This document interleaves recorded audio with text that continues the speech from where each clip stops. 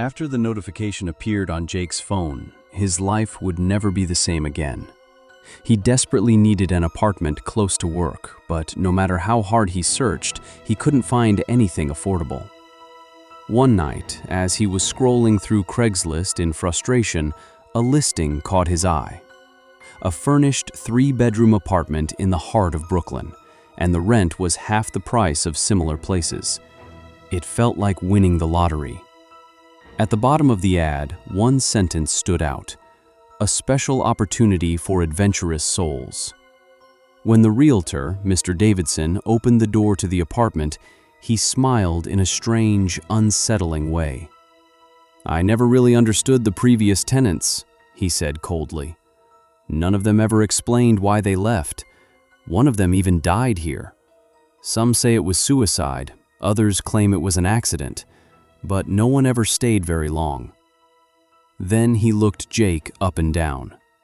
"But you look different," he added. "You look like a brave man." Jake felt a chill run down his spine. Why would bravery matter for renting an apartment? But he ignored the thought, perhaps blinded by excitement.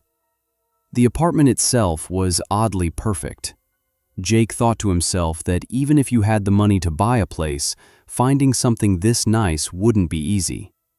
A spacious living room, a modern kitchen, a bright bedroom, and then there was the last room.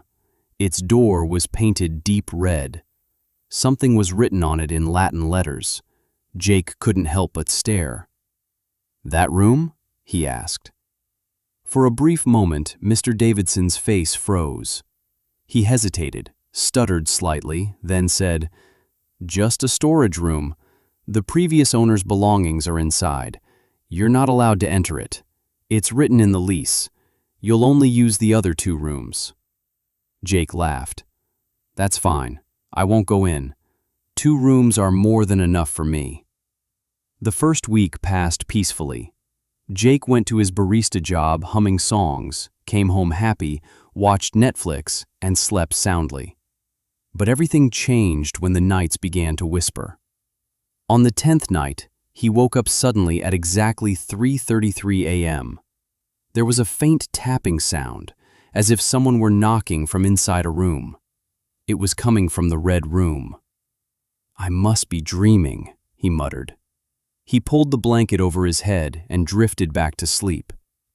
The next night, he woke up at the same time again. This time, it wasn't just tapping. There were footsteps. Slow, heavy steps walking across the old wooden floor. And once again, the sound was coming from inside the red room. His heart began to pound uncontrollably. He had never experienced anything like this before. He got out of bed and stepped into the hallway. The red door seemed to glow under the dim light. He listened carefully. From inside, he heard a woman crying, soft sobs and broken breathing. "Who's there?" he called out, his voice shaking. The sounds stopped instantly. Just as he turned to go back to his bedroom, the doorknob slowly began to move. Someone was trying to open the door from the inside. Jake stumbled backward, ran into his bedroom, locked the door, and stayed awake until morning. The next day, on his way to work, he ran into an elderly woman who lived in the building, Mrs. Patterson. She was hunched over with trembling hands. The moment she saw Jake, her face turned pale. "My boy, you moved into apartment 4B, didn't you?" she whispered. "Yes. Is something wrong?" She looked around nervously, as if someone might hear her. "Don't go into that room," she said. "Never go into that room. Since 1987, nearly 200 tenants have lived in that apartment. None of them lasted longer than 6 months. One of them killed himself." Jake felt his skin crawl. "What's in that room?" he asked quietly. "They say," the woman continued, tears filling her eyes, "that in 1987, a murder took place in that apartment. A young woman, Sarah Mitchell. Her husband locked her in that room, starved her for days. She died there, helpless and alone. She grabbed Jake's arm tightly. Since that day, Sarah Mitchell's curse has been trapped inside that apartment. That place doesn't let anyone live there for long. Then she leaned closer and whispered, "Move out, my boy, before it's too late." Forbidden things are always the most tempting. That night, Jake couldn't sleep. Not because of fear, but because of curiosity. His eyes kept drifting back to the red door. Curiosity gnawed at him, slowly consuming him. "I'll just take a look," he thought. "Maybe it's just faulty wiring or something. That's probably where the noises come from." Eventually, he couldn't resist. At 2 a.m., he got out of bed and grabbed his flashlight. He stood in front of the red door. It was cold. The moment he touched it, his fingertips went numb. He tried the doorknob. Locked. He took out the keys. Mr. Davidson had given them to him, but had specifically said there was no key for the red room. Still, Jake tried them one by one. The last key, a small silver one, slid into the lock perfectly. Click. His heart was pounding violently in his chest. He turned the key. Another click. He gently pushed the door open. It creaked softly. Inside was pitch black. He shone the flashlight into the room. At first glance, nothing seemed wrong. The room was small. The walls were covered in red wallpaper.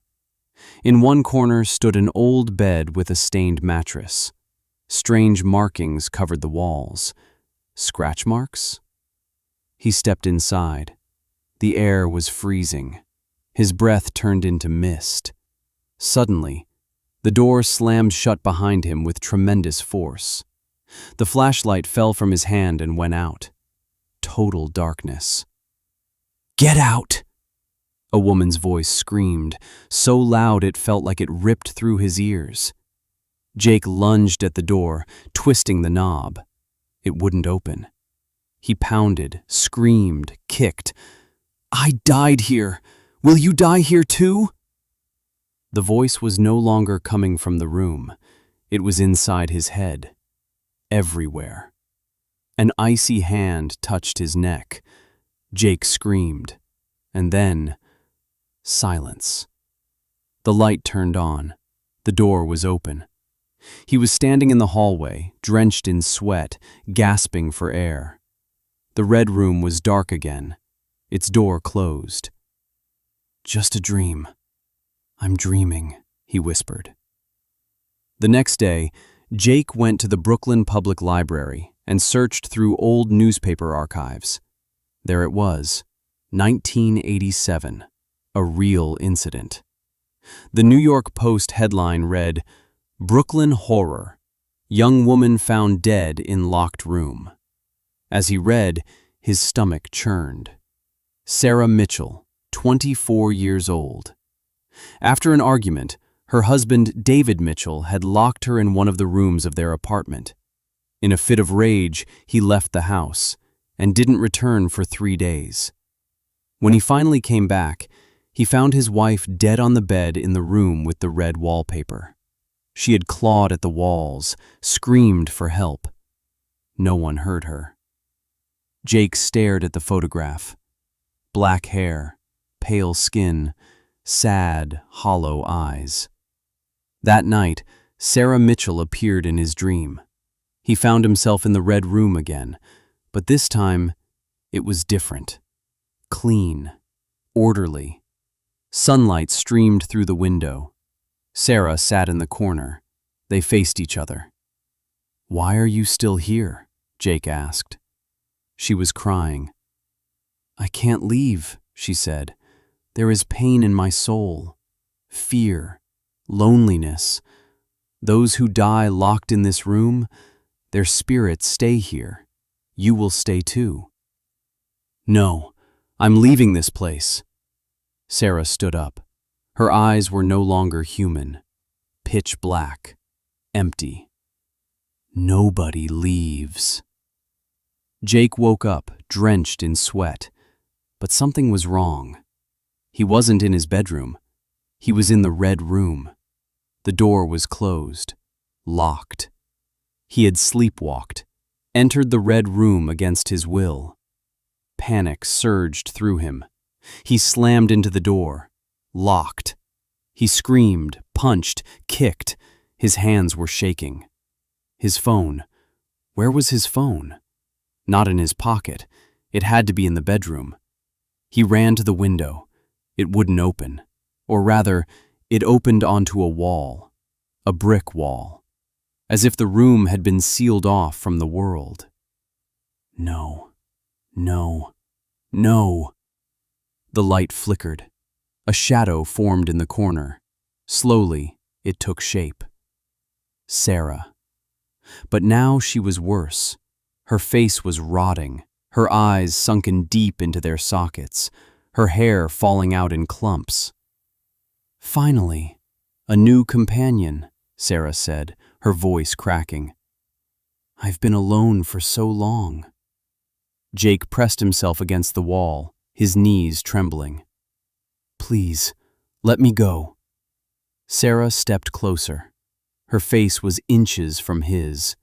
Her breath was ice cold, carrying the stench of decay. No one leaves, she whispered. No one leaves me alone. You will stay here too, with me, forever. Icy fingers touched Jake's face. Jake screamed. He no longer knew whether hours had passed or days. Time had no meaning in that room. Sarah appeared sometimes, and sometimes vanished. When she was gone, Jake examined the door, the window, the walls. Scratch marks, dozens of them. Not only Sarah's, others had been here. How many people had been trapped in this room? Beneath one set of scratches, he noticed something carved into the wall. Michael, 1993, God help me. Elsewhere, Emma, 2001, he's coming back. Jake felt his stomach turn. They had all died here. All of them. But then he noticed something. One set of scratches was different, deeper. It went past the wallpaper. Jake clawed at that spot with his fingernails. The wallpaper tore away. Behind it was old, rotten wood, and in the wood, a crack. His heart began to race. If he could break through the wood, maybe he could reach the wall behind it. Maybe. Sarah's voice echoed through the room. What are you doing, Jake? He turned.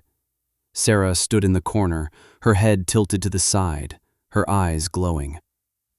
Nothing, Jake said quickly, hiding his hands behind his back. Sarah stepped closer. Are you thinking of escaping? She asked softly. You can't. No one ever has. And you won't either. But in that moment, Jake saw it. Fear. Real fear in Sarah's eyes. She was afraid he might escape. You're afraid of being alone, aren't you? Jake said. That's why you're here. You keep us all here because you're afraid to be alone. Sarah's face twisted. Anger, pain, fear, all at once. Shut up! She screamed. She lunged at him. Her freezing hands wrapped around Jake's throat. He couldn't breathe.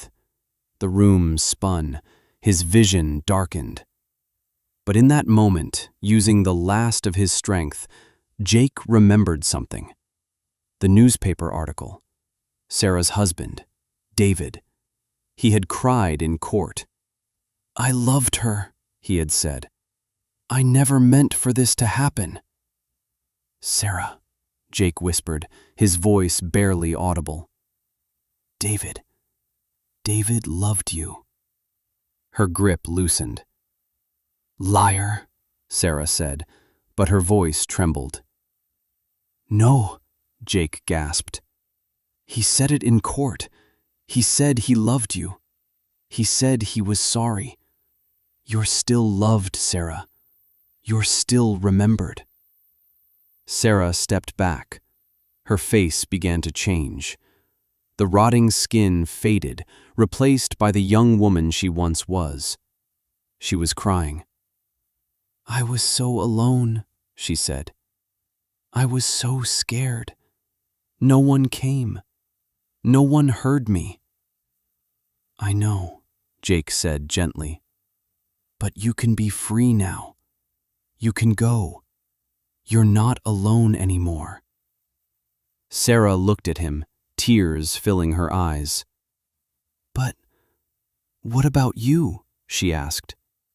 "If I let you go, I'll be alone again."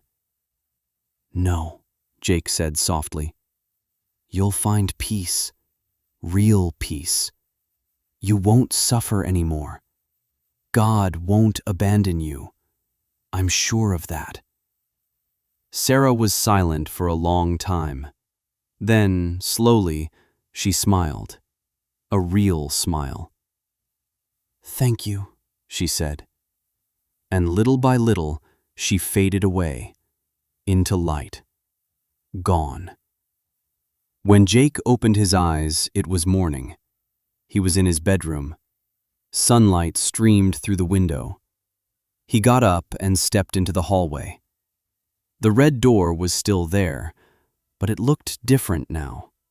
It no longer felt threatening. He took the key and opened it.